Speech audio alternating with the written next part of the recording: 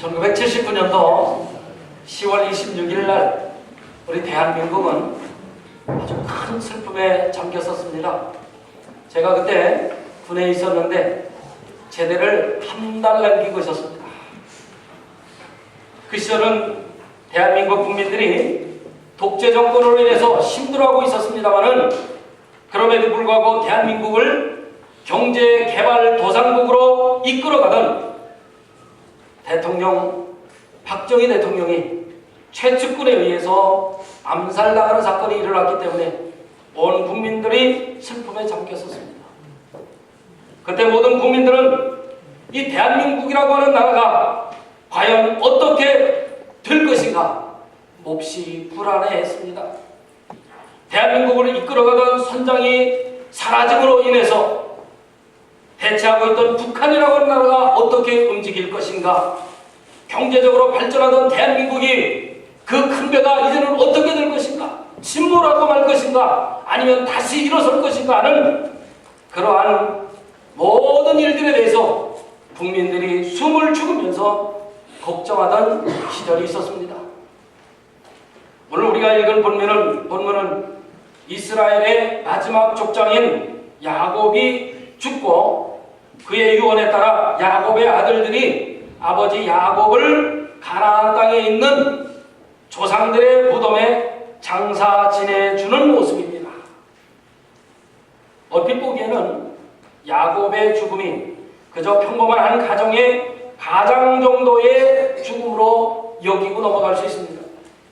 그러나 한 사람의 장례치고는 정말 화려하고 너무나도 큰 것 같아 그동안 야곱의 아들인 요셉이 애굽의 국무총리로 있으면서 경제의 정책을 쓴 것에 대해서 거리가 좀 멀어 보이는 것이 아닌가, 이런 생각을 우리가 할 수 있습니다. 사실 야곱의 죽음은 그저 한 가정의 가장 정도의 평범한 죽음은 아닙니다. 야곱의 죽음은 그의 할아버지 아브라함과 그리고 그의 아버지 이삭, 그리고 야곱 자신으로부터 이어져 내려오던 이스라엘의 족장시대가 드디어 막을 내리고 하나님의 나라가 새로운 국면으로 접어드는 서복이며 초입인 것입니다. 지금까지 하나님의 나라의 모습이라고 하는 것은 위대한 믿음의 조상들의 개인적인 삶을 통해서 드러나고 나타났습니다. 즉, 지금까지 하나님 나라는 하나님을 아는 사람이 전혀 없는 불모의 땅이라고 할 수 있는 가나안 땅에서 믿음의 선한 싸움을 싸워왔던 족장, 개개인의 삶을 통해 드러났다, 그렇게 말할 수 있습니다. 그런데 지금 마지막 족장인 야곱의 시대를 마감함으로써 하나님의 나라는 그야말로 실제적인 나라의 모습을 갖추게 되었다, 그렇게 이해할 수 있습니다. 좀 더 구체적으로 말씀드리자면 족장시대를 마감한 이스라엘이라고 하는 공동체가 이제부터는 개인적인 신앙이 아니라 하나님의 진리의 공동체 안에서 어떻게 윤리적으로 그리고 도덕적으로 표현되는 것인가, 또 이들이 어떻게 집단적으로 하나님을 예배할 수 있을 것인가, 그리고 하나님의 백성들이 어떻게 애굽의 종살이로부터 탈출해서 가나안 정복이라고 하는 큰 문제를 어떻게 통과해 나갈 것인가, 이스라엘을 적대시하는 주위의 여러 나라들을 어떻게 도덕적인 전쟁을 치러낼 것이고 윤리적인 전쟁을 치러낼 것인가, 이러한 문제로 확대 발전해 나가게 되는 것입니다. 즉, 족장 야곱의 죽음으로 인한 개인 윤리가 이제는 집단 윤리로 옮겨가는 중대한 전환점이다, 그렇게 말할 수 있겠습니다. 오늘 본문 49장 29절과 그리고 33절을 먼저 보겠습니다. 중간을 건너뛰겠습니다. 그가 그들에게 명하여 이르되 내가 내 조상들에게로 돌아가리니 나를 햇사람 에브론의 밭에 있는 굴에 우리 선조와 함께 장사하라. 33절로 건너뜁니다. 야곱이 아들에게 명하기를 마치고 그 발을 침상에 모으고 숨을 거두니 그의 백성들에게로 돌아갔더라. 제가 오늘 읽은 29절부터 33절 사이에는 어떤 일이 있냐면 가나안의 묘실을 야곱이 구입하게 된 동기를 아들들에게 설명해 주고 있고, 그리고 그곳에 묻혀있는 사람들이 누군지에 대해서 설명을 해주고 있고, 또 나도 죽으면 가나안 땅에 있는 그 조상의 묘실에 묻어주어라 라는 유언을 하고 있는 내용이 바로 29절부터 33절 사이의 내용입니다. 보통 사람들은 죽기 전에 어떻게 합니까? 내가 죽으면 내 고향에 좀 묻어다오. 그렇지 않으면 우리 조상들이 묻혀있는 선산에 나를 좀 묻어다오. 이렇게 유언으로 요청을 합니다. 아무튼 자신에게 추억이 깃든 곳에 묻히기를 원하는 것이 보통 사람들입니다. 야곱도 조상들이 묻힌 막벨라 동굴을 선택했습니다. 그 이유가 무엇이겠습니까? 자신이 끝까지 조상들의 약속을 붙들었으며 조상들과 동일한 소망을 가지고 자신도 죽었다는 것을 후손들에게 나타내기 위함입니다. 그래야만 자신의 후손들도 야곱 자신과 동일한 약속을 붙들게 될 것이고, 그뿐만 아니라 동일한 소망을 그들의 후손들도 가질 수 있을 것이라고 하는 야곱의 그 믿음 때문에 자기를 조상들이 묻혀져 있는 가나안 땅 막벨라 동굴에 묻게 해달라고 요청한 것입니다. 31절 보겠습니다. 31절. 아브라함과 그의 아내 사라가 거기 장사되었고 이삭과 그의 아내 리브가도 거기 장사되었으며 나도 레아를 그곳에 장사하였노라. 야곱의 할아버지 아브라함과 할머니 사라도 거기에 묻혀져 있고, 아버지 이삭과 또 어머니 리브가도 거기에 묻혀 있고, 자기가 사랑하는 레아도 그곳에 묻었다라고 이야기하고 있습니다. 할아버지 아브라함이 사라를 묻기 위해 사두었던 막벨라 동굴은 믿음의 사람들이 한결같이 동일한 소망을 가지고 묻힌 곳입니다. 그들은 죽으면서도 하나님께서 약속하신 말씀을 포기한다든지 놓는 일이 없었습니다. 지금 야곱도 조상들이 묻힌 막벨라 동굴을 선택함으로써 그의 조상들과 마찬가지로 하나님의 약속을 포기하지 않았을 뿐만 아니라 자신의 죽음을 바로 자신들의 후손들의 징검다리 역할로 쓰고 있는 것입니다. 막벨라 동굴은 바로 이 약속의 징검다리였던 것입니다. 야곱이 그렇게 함으로써 이스라엘 자손들에게는 이 가나안 땅이라고 하는 것을 결코 잊어버릴 수가 없고, 그리고 마음의 고향으로 남아있게 된 것입니다. 결국 막벨라 동굴이 하나님의 약속의 징검다리가 되어서 이스라엘 자손들은 이후에 이 땅, 가나안 땅으로 돌아오게 됩니다. 야곱의 죽음을 맞이함으로써 이제 족장 시대는 막을 내리게 됩니다. 그리고 이제부터는 이스라엘이라고 하는 한 집단, 한 공동체가 하나님과 어떤 관계를 맺고 나가야 할 것인가, 또는 어떻게 구원을 이루고 나가야 할 것인가, 그리고 어떻게 하나님의 진리가 이 후손들의 가운데 실천되어질 것이며 그 약속을 유업으로 어떻게 얻느냐 하는 것에 초점을 맞추어지게 될 것입니다. 지금까지 아브라함이나 이삭 그리고 야곱이 보여준 것은 한 가지입니다. 믿음이었습니다. 그들의 믿음은 삶 그 자체였습니다. 아무것도 보장되지 않는 불모의 땅에서 하나님께서 하신 약속의 그 말씀, 그들은 그 말씀 한 가지만 붙잡고 삶을 살았습니다. 아브라함은 보지도 않은 땅을 향해서 오직 말씀에 의지해서 고향을 버리고 떠났습니다. 그리고 심한 흉년도 겪었습니다. 조카 롯이 선택한 소돔과 고모라 땅이 하루아침에 불바다가 되는 모습을 눈으로 보고 있어야만 했습니다. 그리고 그의 아들 이삭은 어땠습니까?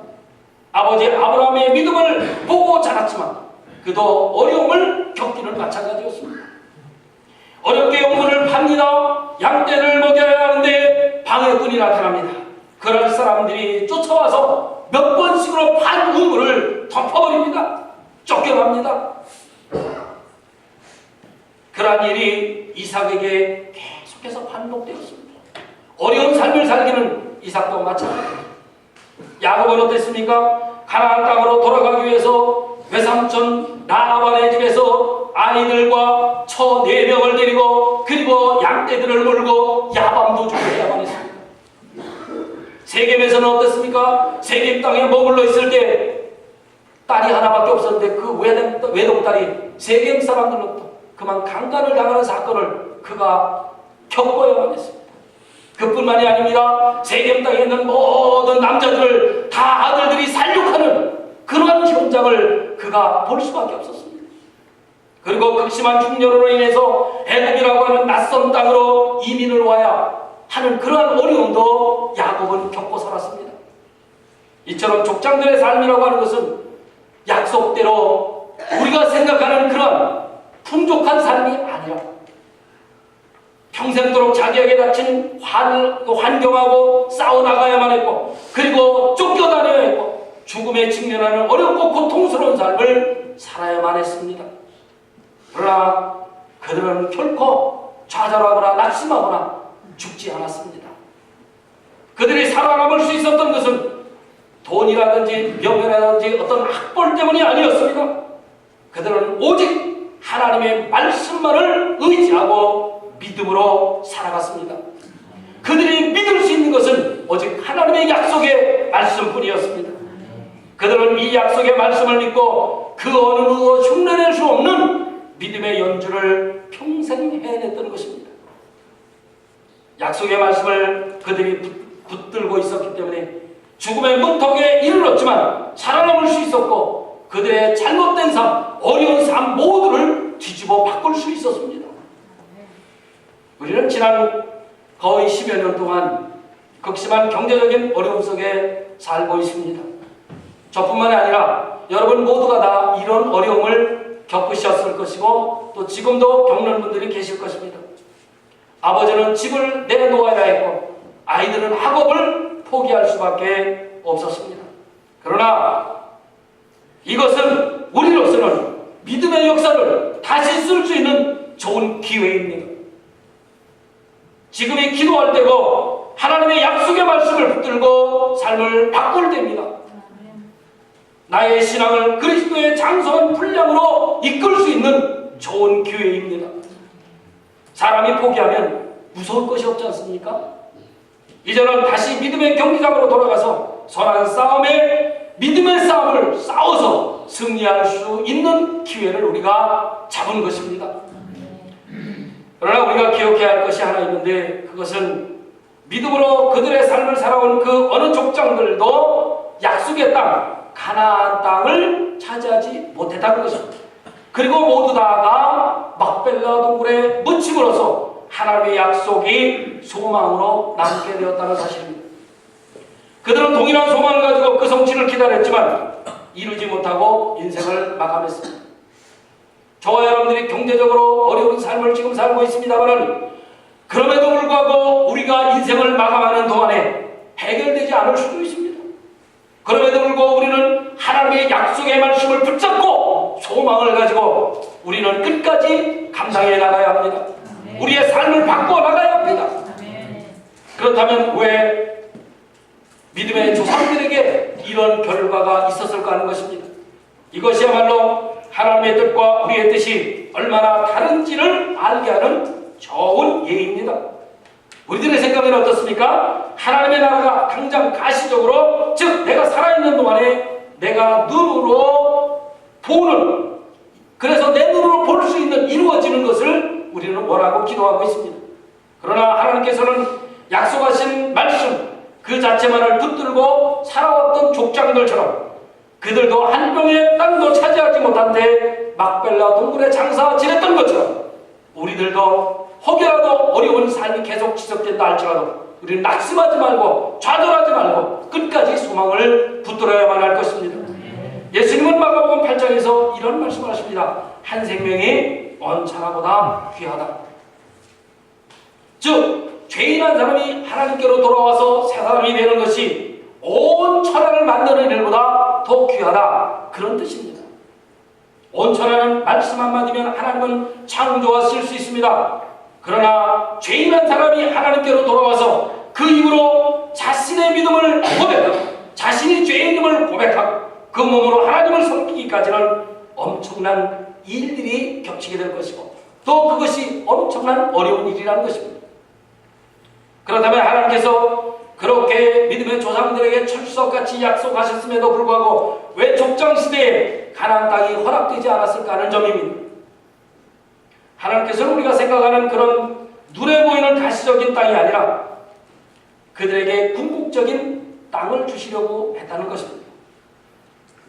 그들 시대에 그 꿈이 이루어지고 하나님의 말씀이 이루어지지 않은 것은 하나님께서 주시려고 하는 것이 가시적인 눈에 보이는 땅이 아니라 궁극적인 땅을 하나님께서 그들에게 주시려고 했다는 뜻입니다.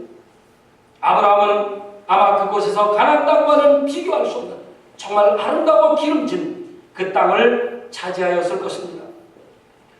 그렇다면 마지막 족장인 야곱이 그의 후손들에게 무엇을 남겨주었을까요?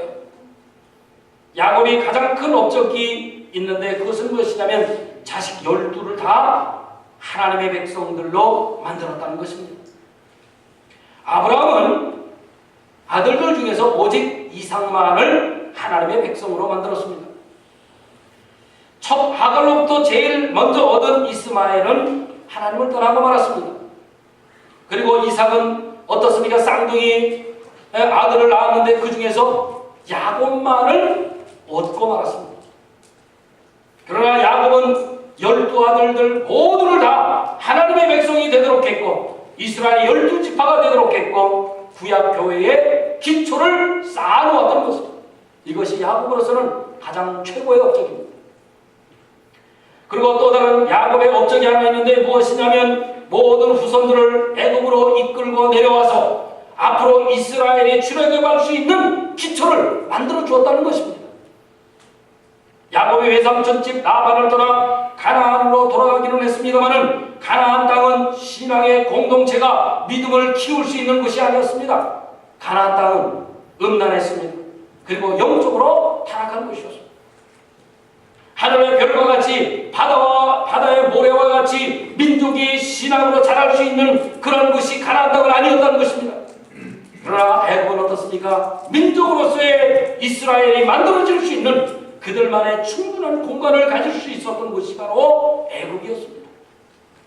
야곱은 이 넓고 그리고 그들만의 공간으로 후손들을 이끌어 옴으로써 민족이 새로운 도약을 할 수 있는 계기를 마련했다는 것입니다. 이것이 야곱의 또 다른 업적이라고 말할 수 있습니다. 오늘 본문 50장으로 넘어가겠습니다. 50장 1절부터 3절까지 봅니다. 요셉이 그의 아버지 얼굴에 굽으려 울며 입 맞추고 그 수종들은 의원에게 병하여 아버지의 몸을 향으로 처리하게 하며 의원이 이스라엘에게 그대로 하되 40일이 걸렸으니 향으로 처리하는 데는 이 날수가 걸림이며 애굽 사람들은 70일 동안 그를 위하여 복하였더라. 당시 애굽의 장의사의 수준은 최고 수준이었다고 합니다. 몸에 향료를 넣었다라고 하는 것은 시신의 부패를 방지하기 위한 그러한 처리 방법입니다. 결국 이렇게 하면 미라가 되는 것이죠. 미라는 수천 년 동안 보관되어집니다. 보존되어집니다. 그러나 모든 사람들이 이렇게 할 수는 없었습니다. 왜냐하면 너무나도 비용이 많이 들어갔기 때문입니다. 아무튼 요셉은 아버지 야곱의 몸에 부패가 되지 아니하도록 향료를 집어넣도록 명했습니다. 이렇게 할 수 있었던 사람들은 대부분이 귀족층 이상의 사람들만 할 수 있었던 장례 문화였습니다. 오늘 본문 7절 9절 계속 봅니다. 요셉이 자기 아버지를 장사하러 올라가니 바로의 모든 신하와 바로 궁의 원로들과 애굽 땅의 모든 원로와 요셉의 온 집과 그의 형제들과 그의 아버지의 집이 그와 함께 올라가고 그들의 어린 아이들과 양떼와 소떼만 고센 땅에 남겼으며 병거와 기병이 요셉을 따라 올라가니 그때가 심히 컸더라. 지금 제가 읽어드린 이 본문의 말씀은 야곱의 장례를 위한 애굽의 수행원들을 이야기하고 있습니다. 요셉은 자신의 아버지 야곱의 장례를 화려하고 엄숙하게 진행하고 있다는 사실을 엿볼 수 있습니다. 이렇게 야곱의 장례식이 화려하면서도 엄숙하게 치를 수 있었던 이유는 우리가 생각해 볼 때에 무서운 흉년을 애굽 사람들을 구해낸 살려낸 요셉의 공로가 인정을 받아서 그렇게 바로가 장례를 허락하지 않았겠느냐라는 생각을 할 수 있습니다. 아무튼 장례식은 중요한 의식 중에 하나입니다. 저와 여러분들도 이 의식은 꼭 한번 거쳐야 합니다. 누구도 예외가 없습니다. 요셉은 아버지 야곱의 장례를 크게 세 가지 방법으로 치르는 것을 볼 수 있습니다. 우선 아버지의 장례 의식을 일단 형식적으로는 어디냐면 애굽의 방식을 따른 것 같습니다. 40일에 걸쳐서 아버지의 시신을 미라로 만들었습니다. 그러나 아버지 야곱을 애굽 땅에다 묻지는 않았습니다. 애굽의 문화에 따라서 시신을 미라로 만들기는 했습니다만 아버지의 시신을 애굽 땅에 묻지는 않았어요. 가나안 땅에 아버지를 모시고 장사함으로써 자신들은 약속의 사람들이고 그리고 애굽에서는 어디까지나 나그네와 같은 삶을 산다라는 사실을 증명해 보였던 것입니다. 어찌 보면 요셉은 아버지 야곱의 죽음으로써 위대한 이스라엘의 족장 시대가 막을 내렸다는 사실을 알고 있었는지도 모르겠습니다. 그래서 이 위대한 족장 시대의 종언에 걸맞은 장례식을 화려하고 그리고 크게 치르는 것이 아닌지 모르겠습니다. 그 다음으로 요셉이 장례식을 치르는 두 번째 방식은 가나안 방식입니다.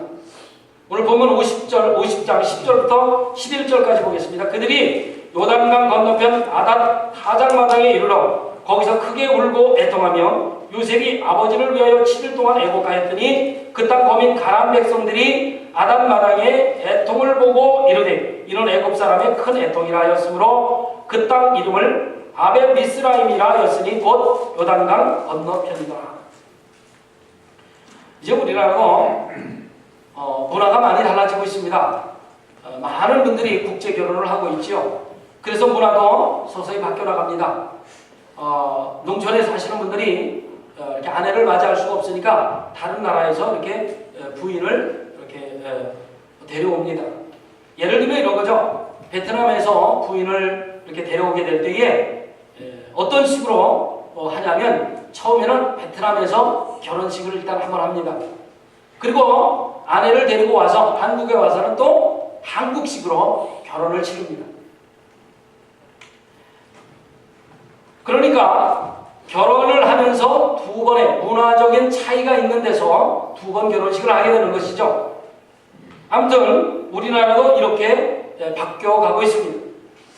지금 야곱의 장례를 치르는 것도 바로 이렇게 이해하시면 좋겠습니다. 애굽에서 애굽 방식으로 장례를 한번 거행을 하고 가나안 땅에 들어와서 가나안 방식으로 장례 절차를 다시 한번 행하고 있습니다. 그리고 마지막으로 세 번째는 어떻습니까? 아버지의 유언대로 막벨라 동굴에 가서 다시 한번 장례를 치릅니다. 그렇다면 요셉은 왜 굳이 이방 방식인 애굽과 가나안의 모든 장례 예식을 다 수용했는가 하는 점입니다. 그냥 한 번만 하면 될 걸 애굽에서 한 번, 가나안 땅에서 한 번, 그리고 막벨라 동굴에서 한 번 이렇게 그 문화에 따라서 장례를 치렀는가 하는 점입니다. 요셉이 이렇게 한 이유가 있습니다. 그것은 무엇이냐면 그러한 장례가 절차상의 문제에 불과하다면 즉 본질의 변화가 아니라면 본질적인 문제가 아니라면 굳이 다른 사람들과 충돌을 일으키지 않고 아버지 야곱의 죽음에 애굽 사람들과 가나안 사람들을 다 동참시키겠다는 의도입니다. 그러나 이 부분은 매우 신중을 기하는 문제이기도 합니다. 왜 그러냐면 자칫 잘못했다가는 요셉의 후손들도 이방 풍속, 애굽의 풍속, 가나안의 풍속을 따라갈 수 있기 때문에 그렇습니다. 그러나 요셉은 이 장례 문화에 대해서, 장례 절차에 대해서 균형을 아주 조화롭게 잘 맞춰갔습니다. 애굽 사람이나 가나안 사람이 아버지 야곱의 죽음에 애도를 표할 정도만 장례식을 치렀기 때문에 그렇습니다. 장례식을 애굽 문화에 깊이 들어가지 않고 가나안 문화에 깊이 들어가지 않고 그저 곡을 자기의 애도를 표할 정도로만 장례식을 치렀습니다. 사실 요셉은 애굽 사람들의 도움을 받아서 성공한 사람입니다. 그리고 아버지를 장사해 지내는 곳이 가나안 땅이기 때문에 굳이 그들의 신경을 건드리면서 장례식을 치르고 싶지는 않았을 것입니다. 그들의 신경을 건드리지 않는 범위 안에서 장례식을 치르고 있는 것입니다. 요셉은 바로에게 아버지의 장례를 치르고 곧장 돌아오겠다라고 약속을 합니다. 그리고 장례식이 끝나자마자 애굽으로 돌아옵니다.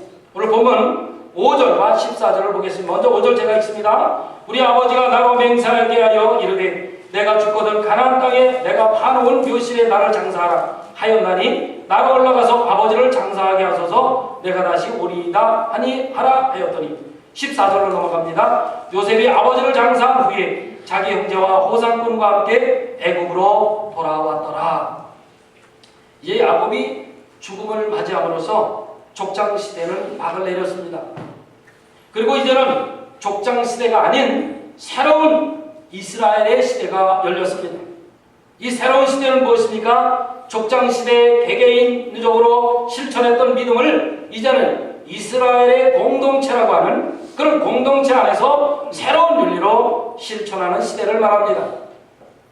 이제 그들은 개인 윤리를 집단 윤리로 발전시켜 나가야 할 것입니다. 야곱의 12아들들에게는 지금까지 서로 사랑하지 못한 그래서 남은 아픈 상처들이 아직 싸매지지 않고 있습니다. 이제 이들은 이러한 상처를 어떻게 치유해야 할 것이며 관계를 어떻게 회복해야 할 것이고 용서를 어떻게 선언하고 사랑할 것인가는 새로운 관계의 회복을 해야만 합니다.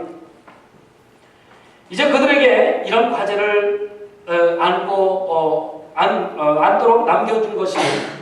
야곱이라고 하는 거대한 지도자가 죽은 지금 그들이 해야 할 일은 하나님의 나라를 새롭게 만들어 나가는 일입니다. 출애굽의 시기가 언제 될 수 있을지는 알 수 없습니다만 이제 이스라엘이라고 하는 한 나라로서 공동체 윤리를 통해서 그들의 믿음을 이제는 실천해 나가야만 합니다. 우리들에게도 이러한 과제가 남아 있습니다.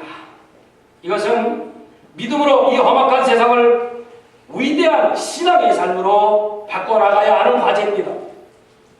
돈이 없고 배운 것도 많지 않고 세상적인 지위가 없다 할지라도 믿음 하나로 위대한 우리들의 삶을 바꿔나가야 하는 과제를 저희들이 안고 있습니다.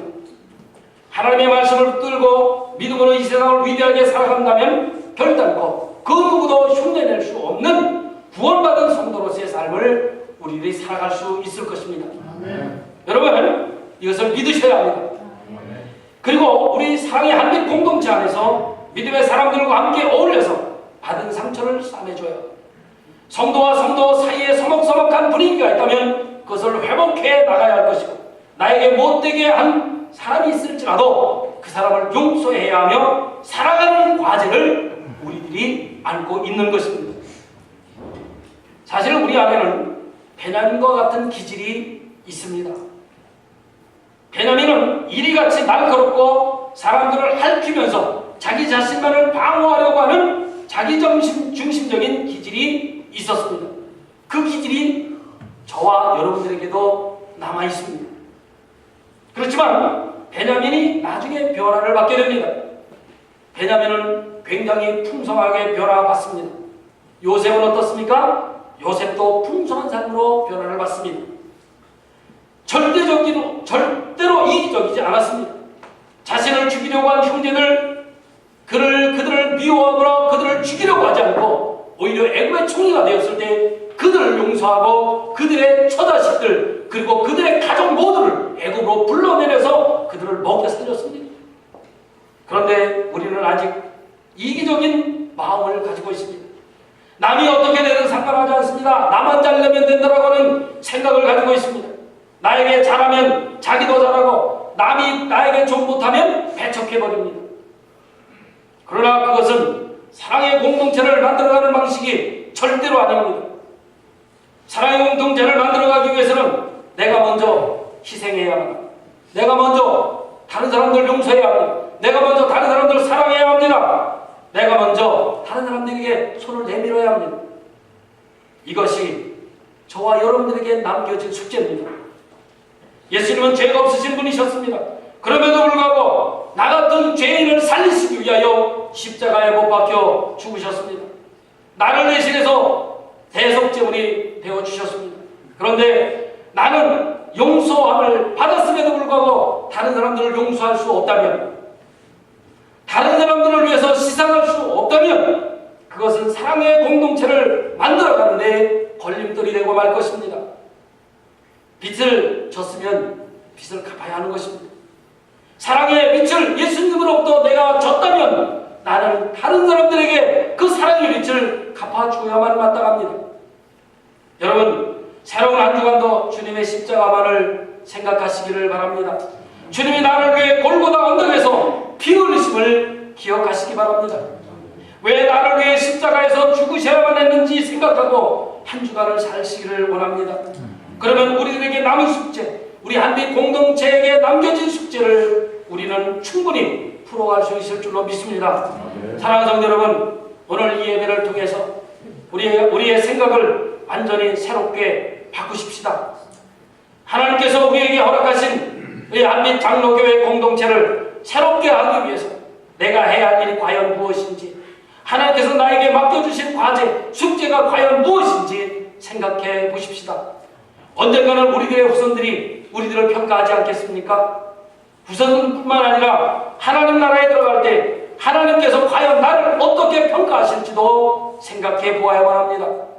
그때 저와 여러분들 하나님 앞에서 부끄러움 당하지 말아야 할 것입니다. 지금 우리들에게 주어진 숙제가 무엇인지를 생각하며 이기적인 삶을 다 벗어버리고 풍성한 삶으로 변화받아 한 주간의 삶이 사랑과 용서로 넉넉하시기를 주님의 이름으로 축원합니다.